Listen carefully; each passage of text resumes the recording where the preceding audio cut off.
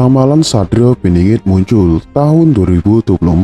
Siapakah Satrio Piningit? Akhir-akhir ini, di media cetak, elektronik, dan dunia maya khususnya sedang rame-ramainya membahas hal tersebut pemimpin Indonesia tahun 2024, yaitu sosok yang diidam-idamkan bisa membawa negeri ini keluar dari COVID-19 dan bangkit menjadi mercusuar dunia. Referensi yang dipakai rata-rata bersumber dari manuskrip atau serat-serat kuno. Dalam khasana budaya Jawa, dikenal 3 satria. Yang pertama, Satrio Pinandito adalah tokoh panutan, pemimpin, berjiwa pendeta atau spiritual. Yang kedua, Satrio Pinile, yaitu pemimpin yang pada zamannya dibutuhkan untuk melawan angkara murka dan menjadi penunjuk jalan di masa kegelapan. Yang ketiga, Satrio Piningit adalah insan pilihan Tuhan yang akan menjadi pemimpin di masa depan. Ciri-cirinya harismatik,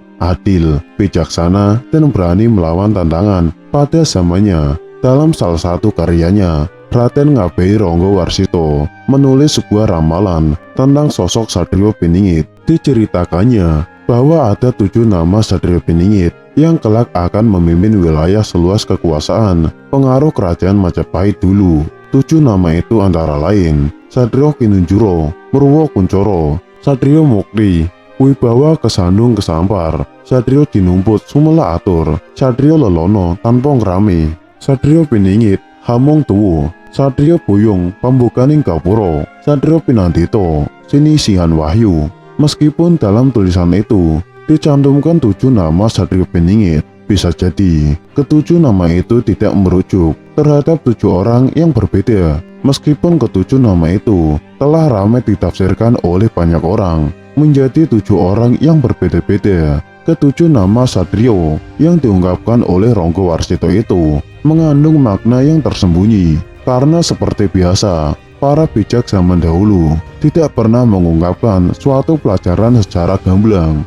Mungkin memang benar, setiap zaman akan muncul seorang satrio satu persatu seperti yang telah diramalkan. Namun, rasa ada yang tidak pas, karena dengan begitu, setelah ke-7 satrio telah merampungkan tugasnya, maka kita akan kehilangan sosok yang bisa menjadi pemimpin Nusantara ini. Jadi, ada baiknya kita coba menafsirkan ke-7 satria itu sebagai satu karakter yang utuh, tidak berpisah-pisah. Yang pertama, Satrio Kinunjuro, Murwo Kuncoro, dilambangkan sebagai Satrio Kinunjuro, yang artinya adalah seorang yang berwatak satria, namun dalam proses pematangannya, ia seperti di penjara, dalam arti disembunyikan oleh sang waktu, bukan bersembunyi, hingga akhirnya sang waktu mengizinkan ia keluar, maka ia akan keluar dan membawa Nusantara Murwo Kuncoro terkenal seluruh jagat. Yang kedua, Satrio Mukti, Wibawa Kesandung Kesampar. Mukti Wibawa artinya mulia dan berwibawa. Manusia ini adalah seorang satria yang mempunyai watak yang mulia, selayaknya seorang satria, dan mempunyai kewibawaan. Namun, selama masa Kinunjuro, ia sering kesandung kesampar. Artinya, selalu ada yang berusaha menjegal jalannya. Yang ketiga, Satrio Jinumput Sumela Atur. Jinumput mempunyai arti terambil dari tengah masyarakat. Untuk itu, Sumela Atur membantu memperbaiki kehidupan seluruh rakyat di Nusantara.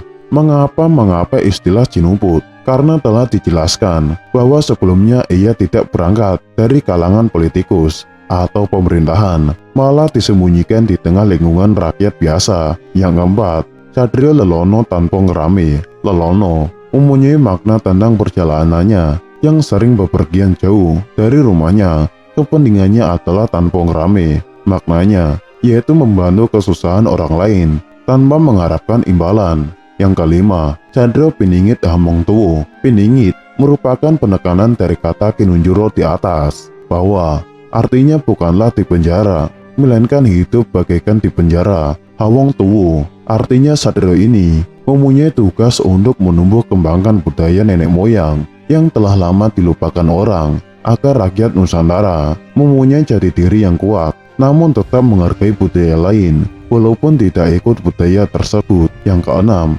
Satrio Buyung Pambukaning Gapuro. Buyung Pambukaning Gapuro mempunyai makna satrio ini kelak akan pindah dari tempat asalnya untuk membuka ke pura. Namun, kami rasa ke pura di sini mempunyai makna yang sangat luas. Bisa jadi, ke pura ini adalah gerbang dari harapan atau impian rakyat akan kehidupan yang lebih baik dari sebelumnya. Yang ketujuh, Satrio Pinandito, Sinisian Wahyu. Pinandito bermakna bahwa Satrio ini akan memimpin bangsanya, sedangkan Sinisian Wahyu mempunyai makna bahwa dalam memimpin dan menentukan sikap, ia selalu memegang teguh seluruh pelajaran yang didapat selama masa gemblengnya dulu. Jika digabungkan menjadi satu, maka kita bisa simak sosok Satrio Piningit itu sebagai berikut. Satrio adalah sosok manusia yang benar-benar menjaga hukum kehidupan. Pandang berbuat kesalahan, pun jika telah bersalah pasti ditebusnya. Menjadi seorang Satrio, haruslah bisa menjadi manusia yang bermanfaat bagi alam sekitarnya, tidak memandang apa sukunya, agamanya, adat istiadatnya, hanya mementingkan kebaikan untuk seluruh alam, bisa menjadi pandu bagi bumi pertiwi, tauladan bagi sesamanya. Dalam masa persiapan menjalankan tugasnya, ia mendapatkan pelajaran tentang kebijaksanaan dan hikmah kehidupan. Itu bagaikan di penjara, disembunyikan oleh waktu, mendapat perintah untuk diam, tidak boleh terlihat menonjol di lingkungan sekitarnya. Ia adalah seorang yang mempunyai kemuliaan dan kewibawaan karena mengalir darah para raja dari berbagai bangsa, warisan dari leluhurnya, keturunan raja dari bangsa Cina, keturunan dari keluarga Muhammad Shallallahu Alaihi Wasallam, dan Ali bin Abi Thalib radhiyallahu anha, keturunan dari Sriwijaya, keturunan dari Majapahit, dan mempunyai hubungan sangat erat dengan keluarga Pajajaran. Ia dibesarkan di suatu tempat, tanah yang mempunyai sejarah besar Nusantara. Namun ketika remaja, ia berkelana ke arah barat dari tempat asalnya, melakukan semua hal yang bisa melepaskan derita seseorang, tanpa mengharap pujian atau imbalan. Walaupun selama perjalanan itu, ia selalu dijegal oleh orang-orang yang iri terhadapnya, hingga akhirnya ia telah kembali ke tempat asalnya untuk menumbuh kembangkan budaya tempat ia dilahirkan, mengasuh pemuda-pemuda yang datang kepadanya, mengajarkan hakikat kehidupan, dan tetap menolong sesama tanpa pamrih apapun. Kepulangannya inilah titik awal dari pelaksanaan tugas yang sesungguhnya, membuka gerbang impian rakyat akan hidup yang adil sejahtera.